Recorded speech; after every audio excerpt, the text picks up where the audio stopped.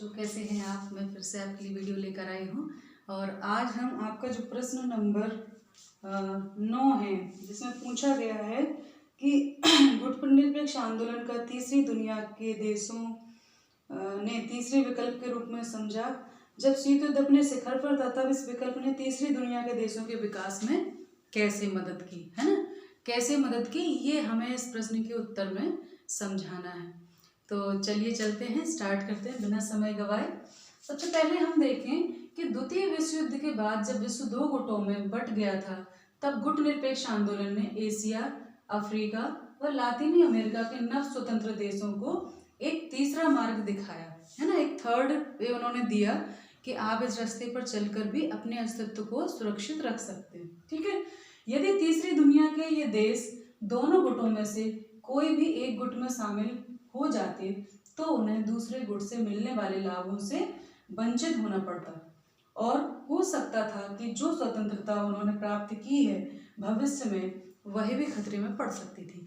यानी उनके सामने जो विकल्प प्रस्तुत हुआ वो कहीं ना कहीं उनके लिए लाभकारी था, और अगर ऐसा नहीं होता तो वो दोबारा से, चूंकि दादागिरी थी भाई, ये महाशक्तियां थी, ये कभी भी दबा सकती थी। जब वो व्यापार करने के बहाने आकर इतने वर्षों तक टिके रहे तो ये तो फिर महाशक्तियां हैं, स्वेच्छा से हम उनके मुंह में जा रहे हैं, शेर के मुंह में हाथ डालने वाली स्थिति थी।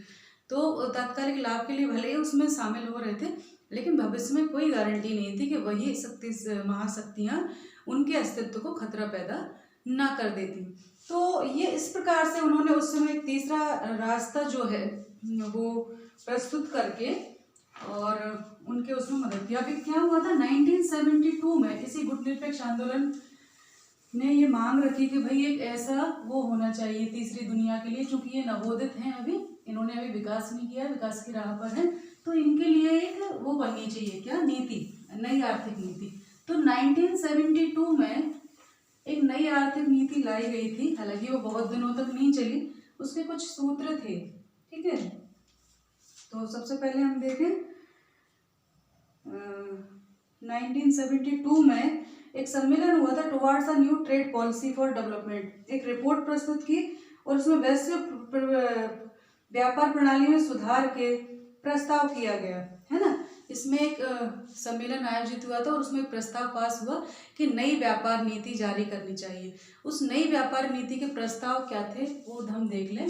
तो सबसे पहले तो वो था कि भाई अल्प विकसित देश अपने प्राकृतिक संसाधनों पर निर्णय प्राप्त होगा, है ना।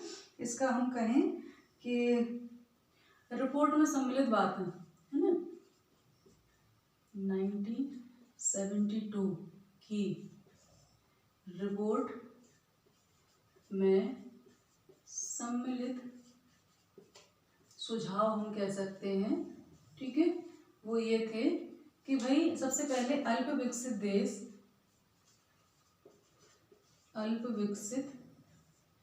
देश क्या कर सकते हैं, देशों को अपने प्राकृतिक संसाधनों पर नियंत्रण प्राप्त होगा। अल्प विकसित देशों को अपने प्राकृतिक संसाधनों पर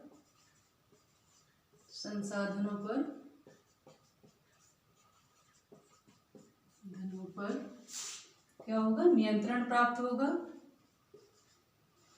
है ना। वो जैसे चाहे वैसे कर सकते हैं उनका उपयोग, ठीक है, प्राप्त होगा। अभी क्या था, बड़ी बड़ी महाशक्तियां ही बाजार में टिकी हुई थी, वही अपने हिसाब से सब काम करते थे, तो ये लाया गया। दूसरा जो पॉइंट था वो था पश्चिमी देश से मंगाई जा रही प्रौद्योगिकी की लागत कम होगी, क्योंकि अभी नव स्वतंत्र थे, तो पश्चिमी देशों से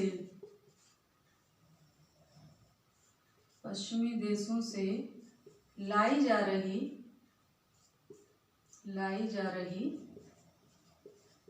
प्रौद्योगिकी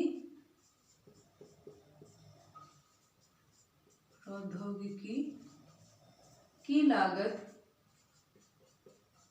लागत जो है वो कम होगी, है ना, कम होगी। और उसके अलावा तीसरा जो पॉइंट था वो था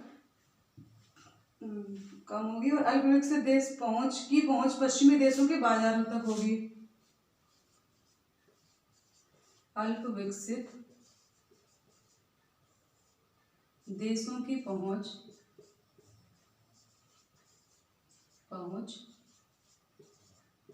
पश्चिमी बाजारों तक होगी। पश्चिमी बाजारों तक होगी, है ना ये। और अब एक और है, इसका पॉइंट था कि अल्प विकसित देश अंतर्राष्ट्रीय आर्थिक संस्थानों में भूमिका बढ़ेगी। अल्प विकसित देशों की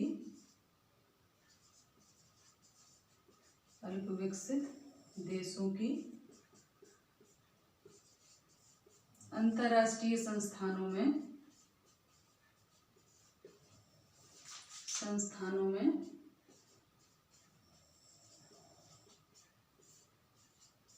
पहुंच बढ़ेगी, है ना, पहुंच बढ़ेगी। तो ये कुछ प्रस्ताव थे, बढ़ेगी, ठीक है। तो गुटनिरपेक्ष आंदोलन की प्रकृति बदली और आर्थिक मुद्दों को महत्व दिया इसने, है ना।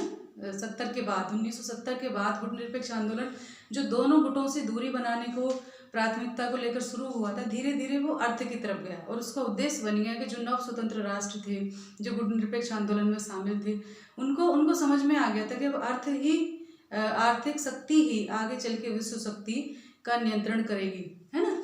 तो उन्होंने उस दिशा में कदम बढ़ाया और प्रेसर के बाद ये इस तरह का एक वो हुआ था सम्मेलन जिसका नाम था towards a new trade policy for development, है ना।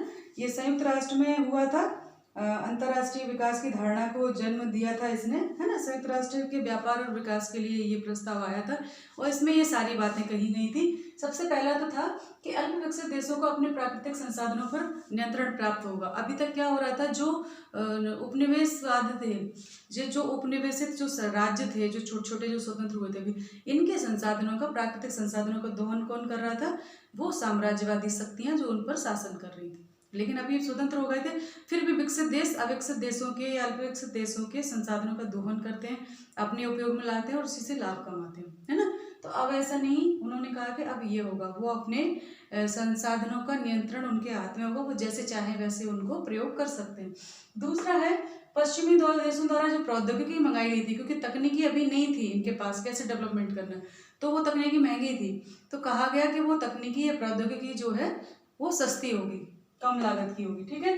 तीसरा था कि अल्प विकसित देशों की पहुंच, जो अभी क्या होता था, विकसित देशों के जो प्रोडक्ट हैं वो अल्प विकसित देशों में आ रहे थे। अब ये कहा गया कि भाई अल्प विकसित देशों के बाजार की पहुंच भी, उनके प्रोडक्ट्स की पहुंच भी विकसित देशों के बाजारों तक होगी, वो वहाँ अपना सामान बेच सकेंगे। और एक और था कि अल्प विकसित देशों के अंतर्राष्ट्रीय संस्थानों में पहुंच बढ़ेगी। इसका अर्थ था कि संयुक्त राष्ट्र संघ में जितने बड़े बड़े संस्थान है, चाहे वो सुरक्षा परिषद हो, कुछ भी हो, तो वहाँ पर सारे विकसित देशों का वर्चस्व है। तो कहा गया कि भाई इनकी भी भूमिका वहाँ बढ़ेगी, तभी इनके हित के काम वहाँ हो सकेंगे। तो ये चीज़ें कुछ दिनों तक ये ट्रेंड चला, हालांकि बाद में ये सब निरस्त कर दिया गया था, लेकिन फिर भी कहीं ना कहीं गुटनिरपेक्ष आंदोलन ने अब शक्ति की जगह अर्थ को महत्व देना शुरू किया और वो अब अर्थ की तरफ मुड़ गया। और फिर बहुत सारे ऐसे जो गुटनिरपेक्ष आंदोलन थे, उन सम्मेलनों में ये बातें की जा सकी कि आपस में एक दूसरे का जो भी सदस्य देश हैं आयात निर्यात के नियमों में ढील देंगे, है ना, वो निर्यात शुल्क नहीं लगेगा, आयात शुल्क नहीं लगेगा, ये सारी चीज़ें, यानी अपनी अर्थव्यवस्था को एक दूसरे के लिए, सदस्य देशों के लिए खोल देंगे इस पर। तो ये बहुत बड़ा योगदान जो था वो तीसरी दुनिया के देशों के लिए था और उसमें उनके विकास में गुटनिरपेक्ष आंदोलन में कहीं ना कहीं मदद पहुंचाई, है ना।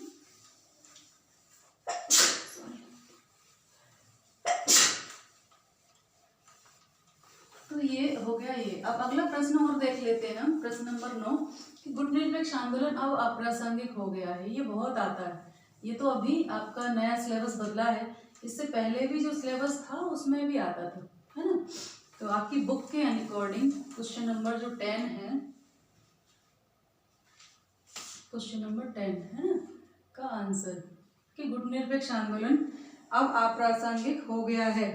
तो क्या ये जरूरी है, ये पूछा गया। फिर ये क्यों है, इसका क्या मतलब है, इसका कोई औचित्य नहीं है। अब तो इसके उसमें पक्ष में हम तर्क देने हैं, ठीक है। अपने उत्तर के समर्थन में आप क्या सोचते हैं, उन्होंने कहा कि आप क्या सोचते हैं, अपने समर्थन में, अपने पक्ष के तर्क के समर्थन में अपने पक्ष रखिए, है ना। कि आप क्या समझते हैं। अगर आप अप्रासंगिक समझते हैं तो उसके पक्ष में तर्क दीजिए, अगर आप प्रासंगिक समझते हैं तो उसके पक्ष में तर्क दीजिए। तो मैं तो मानती हूँ कि वो प्रासंगिक है, इसीलिए आपको बता रही हूँ कि ये कैसे प्रासंगिक है। ठीक है, क्योंकि हम सभी जानते हैं कि जब दो गुटों में विश्व बंट गया था, तब मिस्र के जो गमाल नासिर हैं, यूगोस्लाविया के जोसेफ टीटो और भारत के नेहरू, तीनों ने मिलकर जो है गुट निरपेक्ष आंदोलन की शुरुआत की और नवोदित विश्व को, जो नवोदित राष्ट्र थे, उनको एक तीसरा मार्ग सुझाया। ठीक, 1961 में इसकी शुरुआत हुई है। हम बार बार रिपीट कर रहे हैं, शीत युद्ध में तो पढ़ चुके हैं। ठीक है, आपको अपने आंसर में थोड़ा सा ये लिखना है, पूरा नहीं लिखना है। कई बार क्या होता है कि हम प्रश्न लिखते हैं तो जो हमें पता है हम सब कुछ लिख डालते हैं, चाहे वो पूछा हो या ना पूछा हो। यहाँ गुटनिरपेक्ष आंदोलन की प्रासंगिकता या अप्रासंगिकता की बात हो रही है, तो हम इसमें या प्रासंगिकता की बात करेंगे तो उसके पक्ष में तर्क देंगे, अप्रासंगिक समझते हैं तो उसके पक्ष में तर्क देंगे, ये आपके ऊपर डिपेंड करता है। पर मैं प्रासंगिक समझती हूँ तो मैं उसके प्रासंगिकता के पक्ष में तर्क दे रही हूँ। तो आइए स्टार्ट करते हैं। तो यहाँ सीधा सीधा हम लिख देंगे कि गुट निरपेक्ष आंदोलन, निरपेक्ष आंदोलन है ना, आंदोलन आज भी प्रासंगिक है, आज भी प्रासंगिक है, प्रासंगिक है ना। उसके पक्ष में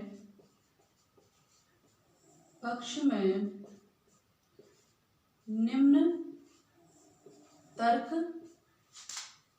प्रस्तुत किए गए हैं, प्रस्तुत किए गए हैं।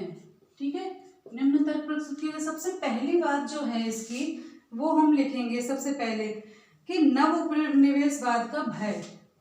मैं पूरा पूरा नहीं लिखाऊंगी, आप इसको समझ सकते हैं, मैं डिफाइन कर दूंगा आपको ना।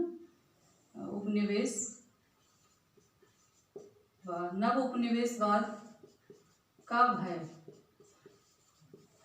ठीक है, दूसरा जो है वो है हमारा दूसरा जो तर्क है वो कहता है कि आर्थिक आवश्यकता है ना, आर्थिक आवश्यकता। तो आर्थिक आवश्यकता की वजह से भी ये प्रासंगिक है, आवश्यकता है ना, आर्थिक आवश्यकता। तीसरा जो है हमारा प्रश्न, तीसरा जो तर्क है वो है तकनीकी व अन्य संसाधनों की आवश्यकता, तकनीकी व अन्य संसाधनों की आवश्यकता। ठीक है, संसाधनों की आवश्यकता। ठीक है, आवश्यकता हो गई। अब ये चौथा जो हमारा है वो है कमजोर वर्ग के अंतर्राष्ट्रीय मंच के रूप में, कमजोर वर्ग के अंतर्राष्ट्रीय मंच के रूप में। ठीक है, अंतर्राष्ट्रीय मंच के रूप में। ठीक है, रूप में।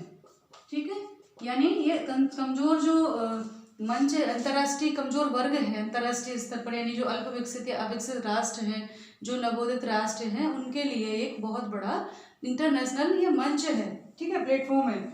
उसके अलावा विश्व शांति के कार्य हेतु, पांचवा है विश्व शांति के कार्य हेतु, विश्व शांति के कार्य हेतु है ना। और उसके अलावा छठवा जो है आपका वो है अमेरिकी दादागिरी को रोकने हेतु, अमेरिकी दादागिरी को रोकने हेतु।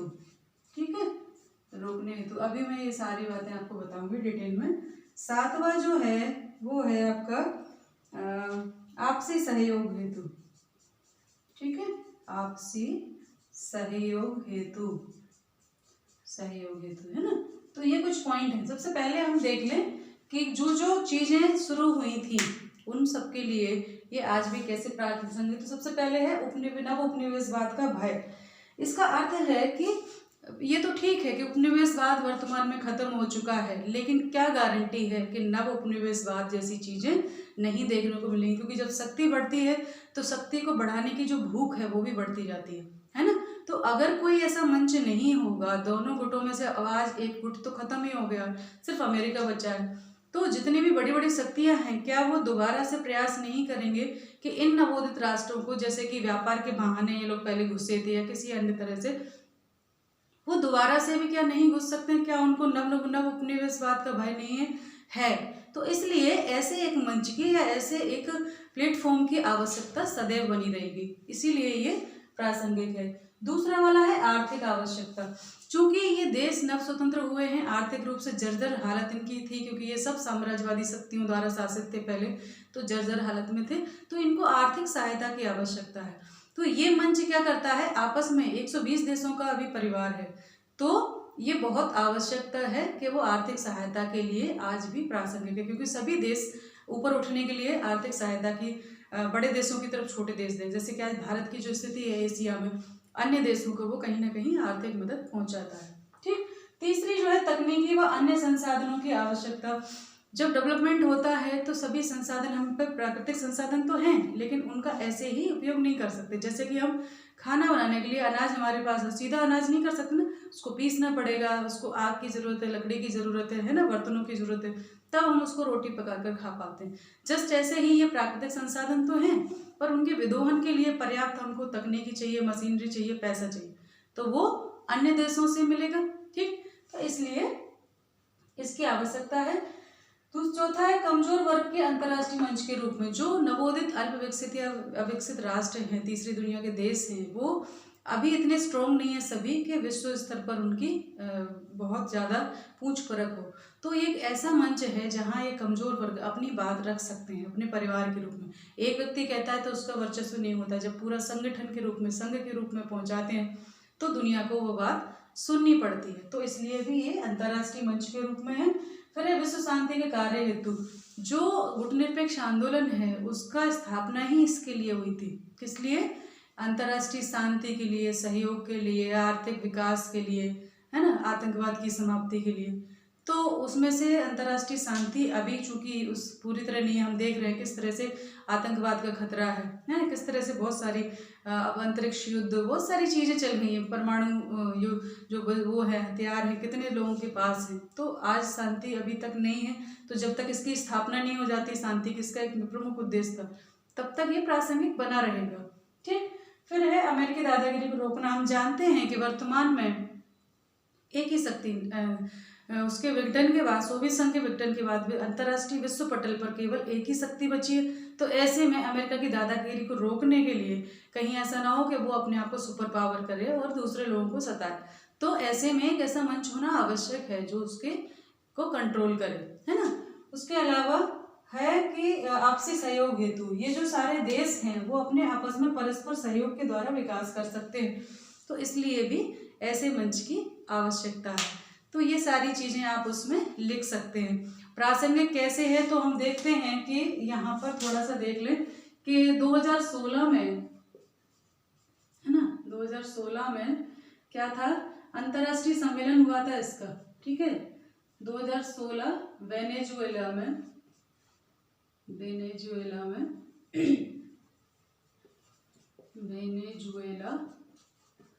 ठीक है, सम्मेलन में 120 सदस्य व 17 पर्यवेक्षकों ने भाग